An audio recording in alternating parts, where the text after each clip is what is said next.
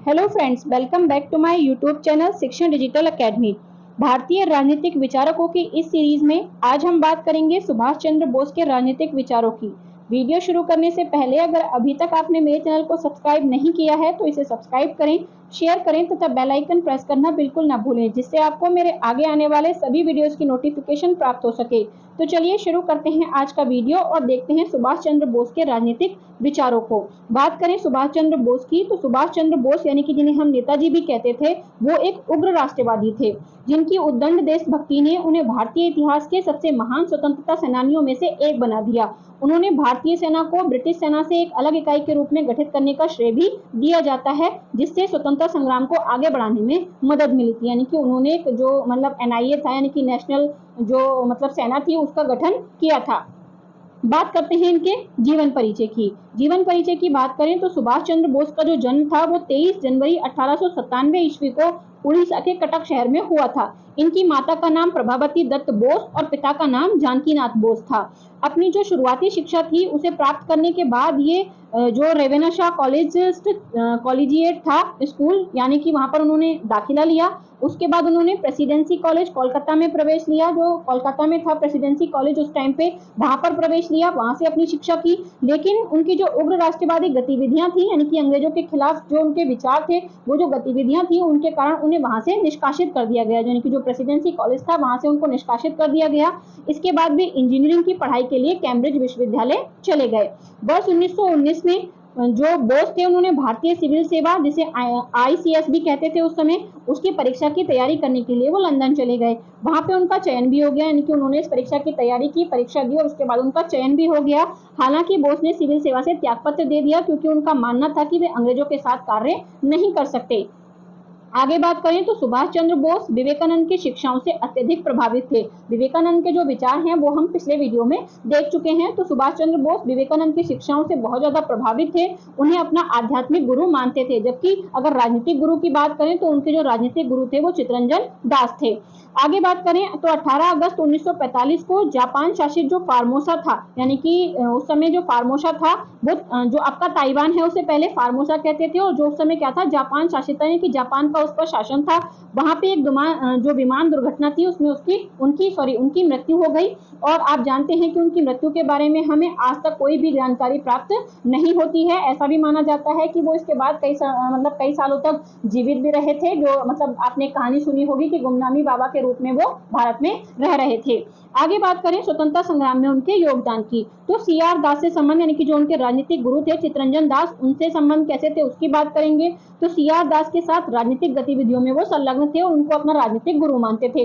उनके साथ वो जेल भी गए थे। जब CR दास को कलकत्ता में ऑपरेशन का मेयर चुना गया था, जो कलकत्ता कोऑपरेशन है उसका जब मेयर चुना गया तो उन्होंने बोस को मुख्य कार्यकारी वहां पर नामित किया था, यानी कि उनको भी वहां पर नियुक्त किया था। उन्होंने वर्ष 1924 में राजनीतिक गतिविधियों के लिए गिरफ्तार भी उन्हें किया गया था।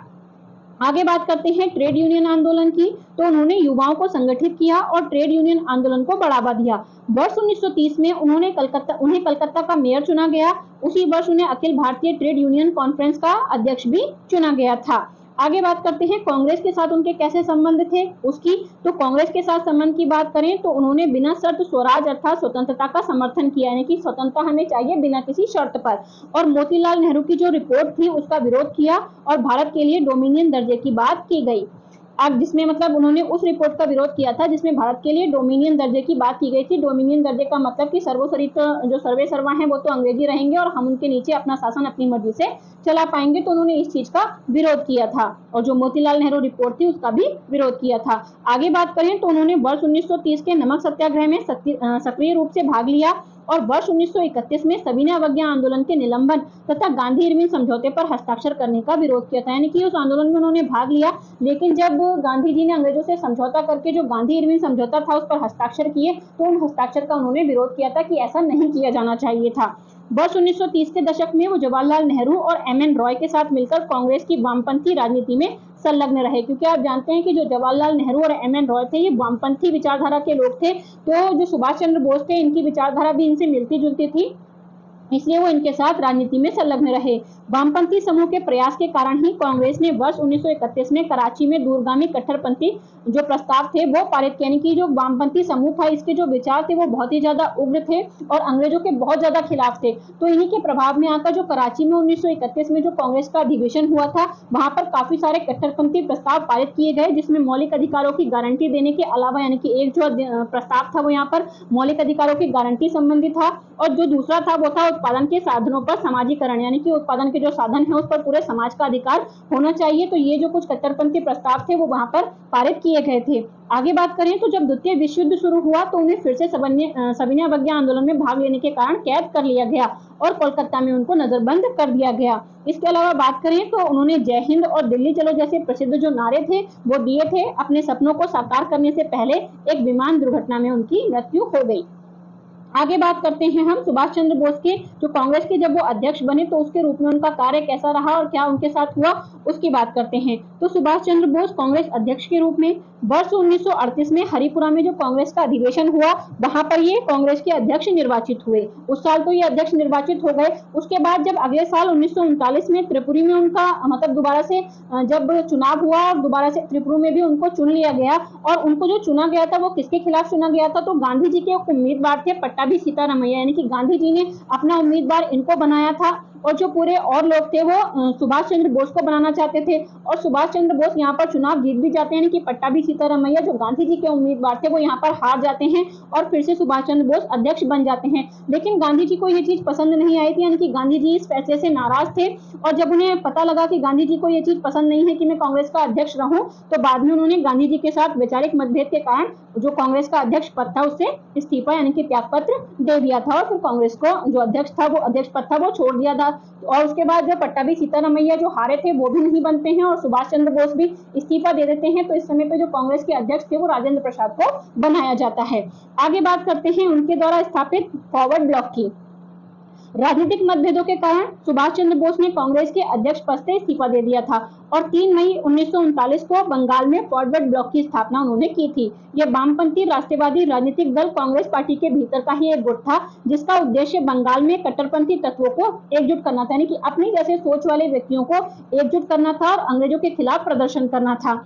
आगे बात करें, इसका जो गठन था वो 3 मई को हुआ था, लेकिन इसे 22 जून 1939 को मुंबई में अखिल भारतीय अधिवेशन में अपनाया गया था, यानी कि क्योंकि ये कांग्रेस के अंदर ही एक संस्था या संगठन था तो इसका जो गठन था वो तो 3 मई को हो गया था, यानी कि मई में ही इसे गठित कर लिया गया था। लेकिन जो कांग्रेस थी उसने इसको जो मतलब अपनाया था, इसको जो मतलब मान्यता दी थी वो जून में जाकर दी थी।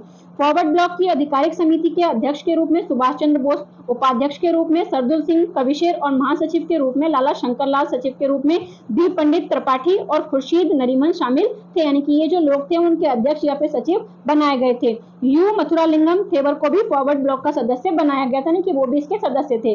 सुभाष चंद्र बोस ने कलकत्ता में बड़े पैमाने पर जो विरोध प्रदर्शन थे वो आयोजित किए।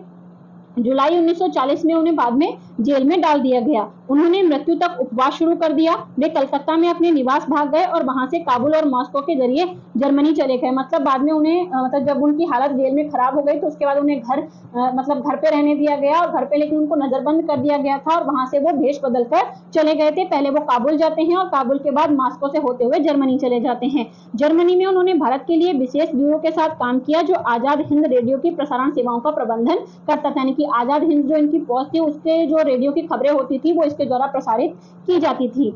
आगे बात करते हैं आजाद हिंद फौज की स्थापना जो इन्होंने की उसके बारे में, क्योंकि ये इसी के नाम से सबसे ज्यादा जाने जाते हैं। तो भारतीय राष्ट्रीय सेना या आजाद हिंद फौज, तो बोस बर्लिन में यानी कि जो जर्मनी की राजधानी थी बर्लिन में स्वतंत्रता केंद्र की स्थापना इन्होंने की। युद्ध के लिए जो कैदी थे, जो भारतीय कैदी थे, उनसे भारतीय सेना का गठन किया गया। मतलब ऐसे जो कैदी थे जिन्होंने कभी अंग्रेजों की तरफ से उसके खिलाफ लड़ा था वो कैदी के रूप में वहां पर थे जापान में, और बाद में उन्होंने क्या किया, जो मतलब उन कैदियों को वहां से छुड़ाया, वहां की सरकार से बातचीत करके, और उनके द्वारा फिर सेना का गठन किया था। जिन्होंने एक्सिस शक्तियों यानी कि जो धुरी राष्ट्र जर्मनी, इटली और जापान की जब प्रथम विश्व युद्ध हुआ था तो वहां पर ये किया गया था। द्वितीय द्वारा बंदी बनाए जाने से पहले वो उत्तरी अफ्रीका में अंग्रेजों के लिए लड़ाई लड़ चुके थे। तो ऐसे जो भारतीय कैदी थे उनको वहां से छुड़ाकर उनके साथ मिलकर भारतीय सेना का गठन उन्होंने किया था। वह जुलाई 1943 में जर्मनी से जापान नियंत्रित सिंगापुर पहुंचे। वहां उन्होंने अपना प्रसिद्ध नारा दिल्ली चलो दिया और 21 अक्टूबर 1943 को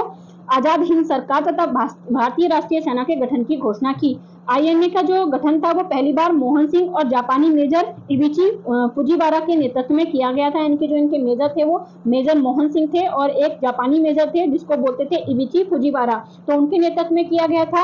तथा इन्होंने मलयालम यानी कि वर्तमान जो मलेशिया है वहां पे अभियान में सिंगापुर में जापान द्वारा कब्जा किए गए ब्रिटिश भारतीय सेना के युद्ध से भारतीय कैदों को भी शामिल किया गया था। यानी कि भारत के जो भी सैनिक जिस भी उसके कैद में थे वहां से उन्होंने इनको रिहा कराकर और अपनी सेना में शामिल किया था ताकि वो अपने देश को आजाद कराने के लिए भारत के बाहर रहकर जो कार्य हैं, जो आंदोलन है उनको कर सकें। यूरोप में बोस ने आजादी की लड़ाई के लिए हिटलर और मुसोलिनी से भी मदद मांगी थी। आजाद हिंद रेडियो का जो आरंभ था वो नेताजी सुभाष चंद्र बोस के नेतृत्व में 1942 में जर्मनी में किया गया था। इस रेडियो का जो उद्देश्य था वो भारतीयों को अंग्रेजों से स्वतंत्रता प्राप्त करने हेतु संघर्ष के लिए प्रचार प्रसार करना था। यानी कि बाहर से रहते हुए ही देश की आजादी के लिए प्रचार प्रसार इस रेडियो के माध्यम से करते थे। इस रेडियो पर बोस ने 6 जुलाई 1944 को ही महात्मा गांधी को राष्ट्रपिता कहकर संबोधित किया था। यानी कि महात्मा गांधी को राष्ट्रपिता की जो उपाधि है वो सुभाष चंद्र बोस के द्वारा ही दी गई थी। अब हम बात करेंगे इतिहास के विषय में उनके विचारों की। अभी तक हम उनके बारे में जान रहे थे कि उन्होंने क्या क्या कार्य अपने जीवन में किए जिससे हम उनको इतनी उससे जानते हैं, यानी कि उनके बारे में काफी अच्छे विचार मिलते हैं। तो अब उनके विचारों की बात करते हैं। तो सबसे पहले हम जानेंगे कि इतिहास को लेकर उनके क्या विचार थे। तो सुभाष चंद्र बोस ने भारतीय इतिहास की व्याख्या की और कहा कि इसको दशकों अथवा शताब्दियों में नहीं वरन हजारों में विवरण देना चाहिए। भारत भाग्य के विभिन्न अस्थिर स्थितियों से गुजरा है, तो ना तो एक व्यक्ति और ना ही एक राष्ट्र लगातार प्रगति और समृद्धि के दौर में रह सकता है। यानी कि कहा कि भारत क्या है, बहुत लंबे समय की जो संघर्ष रहे हैं उससे, क्योंकि कभी किसी ने भारत पर आक्रमण किया, कभी किसी ने आक्रमण करके राज्य किया, तो मतलब बहुत सी अस्थिर जो स्थितियां हैं उनसे गुजरा है। और कोई भी, चाहे एक व्यक्ति हो चाहे कोई राष्ट्र हो, लगातार प्रगति और लगातार समृद्धि वो नहीं कर सकता। कभी ना कभी उसकी लाइफ में ऐसा कोई पॉइंट आता है जहाँ पे वो थोड़ा ठहर जाता है या थोड़ा पीछे हट जाता है। तो यह कथन भारत के लिए भी सत्य है, जो हमेशा से ही एक उच्च स्तरीय जो संस्कृति है वो या जो उच्च स्तरीय सभ्यता है उससे संबंधित रहा है। बोस ने अपने भारतीय इतिहास पर विचार जो थे उनको संक्षिप्त में कहा, यानी कि उन्होंने कुछ वाक्य इतिहास को लेके कहे हैं, तो उनको हम देख लेते हैं। तो उत्थान के समय के बाद पतन और फिर उसके बाद से नया उत्थान शुरू होता है। यानी कि पहले उत्थान होता है, फिर एक ऐसा पल या ऐसा क्षण आता है जहाँ पे हम थोड़ा सा, जब पतन होता है और पतन के पश्चात फिर से उत्थान किया जाता है। पतन का मुख्य कारण शारीरिक और मानसिक थकावट है। नए विचारों को लाकर, कभी कभी नए व्यक्तियों को लाकर प्रगति और पुनः दृढ़ीभवन किया जा सकता है। यानी कि नए विचार लाएं, नई प्रगति लाएं, तो उससे वापस से दोबारा उत्थान किया जा सकता है। हर नया युग उन व्यक्तियों के द्वारा लाया गया है जिनके पास अधिक बौद्धिक शक्ति और उच्च सैन्य कौशल होता है। यानी कि ऐसे व्यक्ति, मतलब अगर कोई देश या कोई व्यक्ति पतन की कगार पर है, तो ऐसे कोई व्यक्ति जो उस देश में हो, जिनके पास बौद्धिक शक्ति ज्यादा हो और जिनके पास सैन्य कौशल भी हो, तो वो वापस से उस देश का उत्थान कर सकते हैं। भारत के इतिहास काल में सभी विदेशी तत्व भारतीय समाज द्वारा अपने अंदर समा लिए गए। अंग्रेज ही एक अपवाद है। मतलब आपने देखा होगा कि अभी तक भारत पर जिन भी लोगों ने आक्रमण किया था वो यहाँ की जो संस्कृति या सभ्यता थी उसमें रम गए थे, यानी कि इन्हीं के जैसे बन गए थे। लेकिन मात्र अंग्रेज इसका अपवाद थे, वो यहाँ पर अपनी संस्कृति को स्थापित करना चाहते थे, वो भारत की संस्कृति में घुल मिल नहीं पाए, इसी वजह से उनका ज्यादा विरोध किया गया। इससे पहले जिन भी लोगों ने भारत पर आक्रमण किया और शासन किया वो यहीं के लोगों के साथ घुल मिल गए थे, तो उनका बहुत ज्यादा विरोध नहीं हुआ था। केंद्रीय सरकार में बदलाव आते रहने के बावजूद भी लोग हमेशा से वास्तविक स्वच्छंदता के आदी होते हैं। यानी कि भले ही चाहे केंद्रीय सरकार में बदलाव आए, इसके बावजूद भी जो लोग होते हैं वो वास्तविक स्वच्छंदता का मतलब होता है अपने कार्य अपनी इच्छा से करने के आदी होते हैं। आगे बात करते हैं उग्रवाद जो राष्ट्रवाद है उसके बारे में या देशभक्ति के बारे में उनके क्या विचार थे। तो देखते हैं, सुभाष चंद्र बोस का जो मत था वो ये था कि भारतीयों को स्वाधीनता प्राप्ति के प्रति उत्साहित करने के लिए उग्रवादी राष्ट्रीय भावना बहुत ही आवश्यक है। यानी कि जो कहते हैं उदारवादी की जो नीति थी वो देश को आजाद करने के लिए पर्याप्त नहीं थी। ऐसा उनका मानना था कि अगर देश को स्वाधीन कराना है, यानी कि आजाद कराना है, तो उसके लिए जो राष्ट्रीय उग्रवाद की भावना है वो बहुत ही ज्यादा जरूरी है। सुभाष स्वाधीनता के लिए अहिंसा के मार्ग तथा लोगों के संगठन में विश्वास रखते थे, इसलिए उन्होंने असहयोग आंदोलन तथा सविनय अवज्ञा आंदोलन का समर्थन भी किया था। लेकिन एक निर्णायक समय पर इसको हिंसा के नाम पर वापस लेने पर तथा एक अवसरवादी समझौता करने पर सुभाष ने इसकी कड़ी आलोचना की थी। मतलब गांधी जी का जो विचार था कि अहिंसा के जरिए हम आजादी प्राप्त करेंगे, तो इससे वो भी समर्थन करते थे। लेकिन मतलब जब हम आजादी के बिल्कुल निकट हैं और कहीं पर कुछ ऐसी घटना घट गई जैसे कि जो मतलब असहयोग आंदोलन था वो गांधी जी ने किस लिए वापस ले लिया था? सिर्फ इसलिए कि मतलब एक थाने में कुछ जो लोग थे उन्होंने मतलब आग लगा दी थी, तो इस वजह से उन्होंने कि हिंसा हो गई है, हिंसा हो गई है, इस तरह से कह के उन्होंने आंदोलन को वापस ले लिया था। तो जो सुभाष चंद्र बोस थे उनका भी मानना था कि हाँ ठीक है, हिंसा के जरिए हम जो आजादी है उसको प्राप्त कर सकते हैं, लेकिन जब हम आजादी के एकदम निकट पॉइंट पे पहुंच चुके हैं और वहां पर अगर कोई जोश में आके कुछ ऐसी घटनाएं घटित हो जाएं तो उनको हिंसा का नाम देकर आप जो आंदोलन इतना बड़ा चल रहा है उसको वापस नहीं ले सकते। तो बस इस वजह से उनका जो विरोध था, यानी कि इसकी जो अवसरवादी जो समझौता था जो गांधी जी ने किया था उसका इन्होंने विरोध किया, उसकी कड़ी आलोचना की। उन्होंने लिखा कि अगर हमारी नीतियां बिना समझौते के युद्ध संलग्न होती तो 1922 का बारडोली संपन्न ना हुआ होता और ना ही मार्च 1931 का दिल्ली समझौता, जब परिस्थितियां उपयुक्त थी, यानी कि जब परिस्थितियां हमारे साथ थी तो हमने उनका भरपूर फायदा नहीं उठाया। उन्होंने महसूस किया कि स्वाधीनता के नशे में चूर धूर्त धर्मदूत जो नैतिक रूप से तैयार हैं ज्यादा से ज्यादा बलिदान करने तथा सहने के लिए, उन सबका लक्ष्य प्राप्ति के लिए आवश्यक है, यानी कि ज्यादा से ज्यादा हमें बलिदान करने की इच्छा और ज्यादा से ज्यादा सहने की जो शक्ति है वो होनी चाहिए। तो इस तरह से उनके विरोध थे कि वो अहिंसा को ठीक मानते थे, लेकिन एक समय पर अगर हिंसा जरूरी है तो वो उसको भी सही मानते थे। आगे बात करते हैं राष्ट्र निर्माण पर बोस के विचारों की। तो सुभाष चंद्र बोस के विचार में राष्ट्र निर्माण केवल संकीर्ण स्वार्थों को पूरा करने के लिए केंद्रीय प्रांतों तथा जो बेरार के विद्यार्थी थे अमरावती, उनको संबोधित करते हुए उन्होंने कहा था कि मैं पहले भी कह चुका हूं कि अच्छे और बुरे विचार में हमें मूल्यों को बदलना होगा। मतलब उन्होंने कहा था कि मैं पहले भी यह कह चुका हूं कि अच्छे और बुरे के विचार में हमें मूल्यों को बदलना होगा। उन्होंने जीविकोपार्जन और जीवन यापन के प्रसिद्ध ढंगों को पूरी तरह से बदलने तथा पुनर्गठित करने का समर्थन किया, जो एक वास्तविक राष्ट्रीय एकता की तरफ ले जाएंगे और भारत को गौरवपूर्ण स्थान दिलाएंगे। उनके विचार में वही जीवन महत्वपूर्ण है जो आम बातों से उठकर कुछ ऊंचे और नेक आदर्शों से प्रेरित हो। बोस ने इस बात पर भी महत्व दिया कि राष्ट्र का कोई अस्तित्व नहीं है अथवा उसको रहने का अधिकार नहीं है अगर उसका कोई उद्देश्य नहीं, यानी कि किसी मतलब राष्ट्र का कोई अस्तित्व नहीं है और उसको रहने का कोई अधिकार भी नहीं है कि अगर उसके कोई उद्देश्य नहीं है। उन्होंने ये भी कहा कि राष्ट्र की प्रगति केवल संकीर्ण स्वार्थों की पूर्ति के लिए नहीं की जानी चाहिए, वरन इसको आगे बढ़ाना चाहिए जिससे एक मानवीय समाज के गठन में ये अपना योगदान दे सके। राष्ट्र के निर्माण के लिए बोस ने स्वदेशी की जो आवश्यकता थी उसका महत्व बताया कि उस पर जोर दिया कि अगर राष्ट्र का निर्माण करना है तो हमें स्वदेशी भावना के जरिए करना पड़ेगा। अब बात करते हैं स्वदेशी और राष्ट्रवाद में उनके क्या विचार थे उसकी। तो सुभाष चंद्र बोस के विचार में राष्ट्रवाद केवल एक राजनीतिक आंदोलन नहीं वरन एक नैतिक आंदोलन भी है। स्वदेशी को अपनाना एक नैतिक कदम था क्योंकि यह एक समान कार्य था जिसे लोग नित्य अपनाते थे, यानी कि स्वदेशी अपनाना यानी कि अपने ही देश में बनी वस्तुओं को अपनाना या उनका प्रयोग करना ही स्वदेशी अपनाना था। तो एक ऐसा कार्य था जिसे लोग नित्य अपनाते थे, यानी कि रोज कार्य करते थे। ऐसे अगर एक व्यक्ति एक घटिया स्वदेशी वस्तु उच्च दामों पर खरीदता है तो वह राष्ट्र की सहायता करता है। स्वदेशी अपने उद्योगों को बचाने से बेहतर है। इस प्रकार स्वदेशी राष्ट्र के लिए बलिदान भारतीय उद्योगों के सुधार को मिलाती है, यानी कि स्वदेशी का उपयोग करें, ज्यादा से ज्यादा जो अपने लोग हैं उनको ही आगे बढ़ाएं जिससे राष्ट्र गुलामी की तरफ ना जाकर क्या करे, स्वाधीनता की तरफ जाए। आगे बात करते हैं स्वतंत्रता को लेकर उनके क्या विचार थे उसकी। तो अक्टूबर 1929 में लाहौर में जो अधिवेशन हुआ था, इसके अलावा लाहौर में ही विद्यार्थियों को संबोधित करते हुए उन्होंने कहा था कि इस बात को दोहराया कि स्वतंत्रता प्राप्ति के लिए विदेशी राज को हटाना सर्वप्रथम कार्य, यानी कि स्वतंत्रता हमें कब मिलेगी, जब हम इस विदेशी राज्य को हटा देंगे, यानी कि इस विदेशी राज्य को हटाना ही हमारा सबसे पहला कार्य है। उन्होंने कहा कि जिस आदर्श को हमें पूरा करना है वह हमें जीवन भर प्रेरित करेगा, वह आदर्श है स्वाधीनता, यानी कि हमारा सबसे पहला आदर्श या सबसे पहली आवश्यकता है वो है स्वाधीनता, यानी कि आजादी। लेकिन स्वाधीनता एक ऐसा शब्द है जिसके विभिन्न अर्थ हैं। बोस के विचार में स्वाधीनता हर क्षेत्र में आवश्यक है, यानी कि सिर्फ अंग्रेजों से आजाद होना ही आजादी नहीं है, हर क्षेत्र में हमें स्वाधीनता की आवश्यकता है। जैसे देश और समाज के साथ साथ गरीबों के लिए स्वाधीनता, पुरुष के साथ साथ स्त्रियों के लिए, प्रत्येक व्यक्ति के लिए, प्रत्येक वर्ग के लिए। इस स्वाधीनता का अर्थ केवल राजनीतिक दास्ता से मुक्ति नहीं, यानी कि अंग्रेजों के जो गुलाम हम थे उससे ही आजादी नहीं है, बल्कि इसके साथ साथ संपत्ति का समान वितरण, जातिवाद तथा और भी जो सामाजिक असमानता थी उनको हटाना, साथ ही साथ जो सांप्रदायिक और धार्मिक भेदभाव था उसको समाप्त करना। इस प्रकार बोस के विचार में स्वाधीनता के उतने ही पहलू हैं जितने इसके अंग हैं। उनका मत था कि स्वाधीनता के लिए समाजवाद आवश्यक है। भारत की स्वतंत्रता के संबंध में सुभाष चंद्र बोस का विचार था कि भारत को पूर्ण स्वतंत्रता मिले और शीघ्र मिले, यानी कि बहुत जल्दी मिले। इसके विपरीत कांग्रेस कमेटी के अधिकांश सदस्यों का जो विचार था वो ये था कि भारत को पहले डोमिनियन दर्जा मिले, यानी कि ऊपर अंग्रेज ही रहें और नीचे हम उनके अपने हिसाब से उनके अंडर में रहते हुए शासन कर सकें, तो ये डोमिनियन दर्जा था। तो सुभाष चंद्र बोस चाहते थे कि हमें पूरी तरह से पहले ही आजादी मिल जाए, जबकि जो और सदस्य थे वो चाहते थे कि ठीक है, पहले हम डोमिनियन दर्जा ले लेते हैं और उसके बाद में हम कई चरणों में धीरे धीरे करके स्वतंत्रता ले लेंगे, जबकि सुभाष ऐसा नहीं चाहते थे, वो एक साथ पूरी स्वतंत्रता चाहते थे।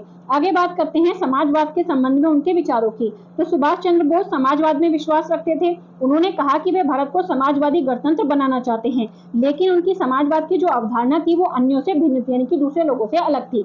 उन्होंने इसे इस प्रकार का समाजवाद कहा कि 1931 में भारतीय नौजवान सभा को संबोधित करते हुए उन्होंने कहा था कि अगर हम विभिन्न सामाजिक और राजनीतिक आदर्शों का, जिन्होंने मनुष्य को आरंभ से ही प्रेरित किया है, उनका तुलनात्मक विश्लेषण करते हैं तो हम कुछ समूह सिद्धांतों को पाएंगे जो हमारे जीवन का मूल है, यानी कि न्याय, समानता, स्वाधीनता, अनुशासन तथा प्रेम। ये क्या है? ये ऐसे सिद्धांत है जो हमारे जीवन का मूल है। न्याय और तटस्थ होने के लिए उन्होंने सभी मनुष्यों के साथ समान व्यवहार करने पर महत्व दिया। किसी भी प्रकार का बंधन, आर्थिक अथवा राजनीतिक, मनुष्य से उसकी आजादी छीन लेता है, यानी कि किसी व्यक्ति पर अगर कोई आर्थिक बंधन है या राजनीतिक बंधन है तो वो दोनों ही प्रकार से उसकी आजादी छीन जाती है। इस प्रकार कई असमानताओं को ये जन्म देता है। इसलिए समानता लाने के लिए किसी भी प्रकार के बंधन को हटाना आवश्यक है, यानी कि जो भी बंधन है उन सबको हटाना जरूरी है, तभी स्वाधीनता या समानता आ सकती है। इस प्रकार बोस के विचारों में समाजवाद के मूल सिद्धांत हैं न्याय, समानता, स्वाधीनता, अनुशासन तथा प्रेम। आगे बात करते हैं हम सुभाष चंद्र बोस के आर्थिक विचारों की। सुभाष चंद्र बोस के आर्थिक विचारों की बात करें तो सुभाष चंद्र बोस ने अपने आर्थिक उत्थान के विचारों को विस्तार से बताया कि वे प्रत्येक व्यक्ति को काम करने का अधिकार तथा अपनी जीविका कमाने का अधिकार होना चाहिए, सबको समान अधिकार मिलना चाहिए और संपत्ति का उचित, न्याय और समान वितरण भी होना चाहिए। इसके लिए राष्ट्र को उत्पादन के साधन, यानी कि जो भी राष्ट्र है उसमें जो भी उत्पादन के साधन है और जो भी संपत्ति है उसका जो वितरण है वो समान, यानी कि अपने कंट्रोल में लेके सरकार को उसका समान वितरण करना चाहिए। आर्थिक समानता के अलावा बोस के विचारों में सामाजिक समानता भी आवश्यक थी। आगे बात करते हैं महात्मा गांधी तथा सुभाष चंद्र बोस का वैचारिक जो मतभेद था उसकी, क्योंकि दोनों के विचार एक दूसरे से बिल्कुल भी नहीं मिलते थे। यद्यपि सुभाष चंद्र बोस, मोहनदास करमचंद गांधी के विचार अलग अलग थे। गांधी जी ने सन 1942 में सुभाष चंद्र बोस को राष्ट्र भक्तों का राष्ट्रभक्त कहा गया, यानी कि दोनों के विचार नहीं मिलते थे लेकिन फिर भी वो एक दूसरे की काफी इज्जत करते थे। इसी प्रकार सुभाष चंद्र बोस ने भी गांधी जी के वो भी प्रशंसक थे और उन्होंने उन्हें बापू कहकर बुलाया था और आप जानते हैं कि उन्होंने उन्हें राष्ट्रपिता कहकर भी संबोधित किया था। तो दोनों के विचार भले ही नहीं मिलते थे लेकिन वो फिर भी एक दूसरे के विचारों का आदर करते थे और एक दूसरे की तारीफ करते थे। हालांकि दोनों भारत को स्वतंत्र देखना चाहते थे, क्योंकि अल्टीमेटली दोनों का गोल तो एक ही था कि भारत को आजाद कराना है। तरीके चाहे दोनों के अलग अलग थे, किंतु स्वतंत्रता प्राप्ति किस मार्ग पर चलकर हो, इस बात पर 1939 तक दोनों की जो राय थी वो बिल्कुल अलग हो गई थी। आप जानते हैं कि 1939 वही टाइम है जब उनको जो कांग्रेस थी, कांग्रेस का अध्यक्ष चुना गया था, जबकि जो पट्टाभी सीतारामैया थे, जो गांधी जी के उम्मीदवार थे, वो हार गए थे और यहीं से दोनों के जो विचार थे वो पूरी तरह से अलग हो गए थे। सुभाष चंद्र बोस ने साफ कह दिया था कि यदि हमें स्वतंत्रता चाहिए तो हमें खून बहाना पड़ेगा, जहाँ की उनका एक नारा भी है कि तुम मुझे खून दो, मैं तुम्हें आजादी दूंगा। जबकि जो गांधी जी थे वो अहिंसा के सिद्धांत पर आजादी चाहते थे, जो कि सुभाष चंद्र बोस का जो सिद्धांत था उससे मेल नहीं खाता था। इसी प्रकार गांधी जी औद्योगिकरण के विरोधी थे, यानी कि जो औद्योगिकरण था, यानी कि जो ये पूरे उद्योग वगैरह लगाए हैं इसके विरोधी थे। जो गांधी जी थे वो कुटीर उद्योगों के समर्थक थे कि छोटे छोटे उद्योग लगाए जाएं, जबकि सुभाष चंद्र बोस भारत को मजबूत और आत्मनिर्भर बनाने की दिशा में औद्योगिकरण को ही एकमात्र रास्ता मानते थे। गांधी जी का कहना था कि उद्योग नहीं होने चाहिए बड़े बड़े, इसके अलावा छोटे छोटे कुटीर उद्योग होने चाहिए, जबकि जो सुभाष चंद्र बोस थे उनका मानना था कि जो देश है उसको जो अगर विकसित करना है, मजबूत बनाना है, आत्मनिर्भर बनाना है तो उसके लिए औद्योगिकरण जरूरी है। बोस महात्मा गांधी के रूढ़िवादी अर्थशास्त्र और अहिंसा के मार्ग के बहुत बड़े आलोचक थे। सुभाष चंद्र बोस ने घोषणा की कि तुम मुझे खून दो, मैं तुम्हें आजादी दूंगा, जो कि महात्मा गांधी के शांति प्रिय प्रतिरोध फार्मूले के बिल्कुल विपरीत था। गांधी ने बोस की अध्यक्षता का विरोध किया, जिसके परिणाम स्वरूप अंततः पार्टी के भीतर दरार पैदा हो गई और नेहरू और बोस के बीच दरार पैदा हो गई। 1938 में सुभाष चंद्र बोस राष्ट्रीय कांग्रेस के अध्यक्ष चुन लिए गए। उसके बाद अगले साल भी इनको अध्यक्ष बनाया गया। उन्होंने सुभाष चंद्र बोस के अनुयायी मथुरालिंगम थेवर के समर्थन से गांधी जी के पसंदीदा उम्मीदवार पट्टाभी सीतारामैया को हराया। उन्होंने राष्ट्रीय योजना समिति का गठन किया और भारत को आत्मनिर्भर और मजबूत बनाने के लिए औद्योगिकरण की एक नीति तैयार की। ये सारी चीजें गांधी जी को पसंद नहीं आई, उन्होंने इनका विरोध किया। इस नीति का महात्मा गांधी ने कड़ा विरोध किया, जो कुटीर उद्योग और स्वदेशी उत्पादों के पक्षधर थे, क्योंकि जो महात्मा गांधी का मानना था वो ये था कि भारत में कुटीर उद्योग होने चाहिए और स्वदेशी उत्पाद उनमें उत्पन्न किए जाने चाहिए और वही होना चाहिए। अब हम बात करते हैं निष्कर्ष की। अब तक हमने देख लिया उनके जो विचार थे वो, साथ ही साथ उन्होंने क्या क्या कार्य अपने जीवन में किए वो भी देखा, साथ ही साथ गांधी जी से उनका किस तरह से वैचारिक मतभेद था वो भी हमने देखा। अब हम यहाँ बात करेंगे निष्कर्ष की। यद्यपि सुभाष चंद्र बोस पारंपरिक ढंग से एक राजनीतिक दार्शनिक नहीं थे, वे उपनिवेशी भारत की राष्ट्रीय राजनीति से बहुत प्रभावित थे। इसी प्रकार इस देश से ब्रिटिश राज्य को हटाने के लिए उन्होंने अपनी पूरी शक्ति को लगा दिया, यानी कि उन्होंने जो पूरा अपना कार्य था पूरे जीवन भर जो किया वो इसीलिए किया कि वो भारत को आजाद कर सके। इसी प्रकार स्वतंत्रता प्राप्ति उनका एक मुख्य उद्देश्य था और इसलिए उनके जो राजनीतिक विचार थे वो राष्ट्रीय स्वतंत्रता तथा ऐसे विचारों से ओतप्रोत हैं जो भारत के भविष्य को महान बनाने में सहायक होंगे। उनके राजनीतिक विचारधारा में एक स्वाभाविकता है जो उनके उत्तेजनापूर्ण राजनीतिक जीवन से उनको अलग नहीं किया जा सकता, यानी कि उनके जो विचार हैं वो हमें मतलब स्वाभाविक रूप से दिखाई देते हैं, जिसको मतलब उनके जो विचार हैं उनको हम उनके जीवन के जो कार्य हैं जो जीवन है उससे अलग नहीं कर सकते। तो इस प्रकार आज के इस वीडियो में हमने बात करी सुभाष चंद्र बोस और उनके राजनीतिक विचारों की। इसी तरह से अगले वीडियो में हम किसी और राजनीतिक विचारक के विचारों को देखेंगे। अगर आप इसी तरह से मेरे साथ इस सीरीज में और भी भारतीय राजनीतिक विचारकों के विचार पढ़ना चाहते हैं तो बने रहिए मेरे साथ। Thank you for watching.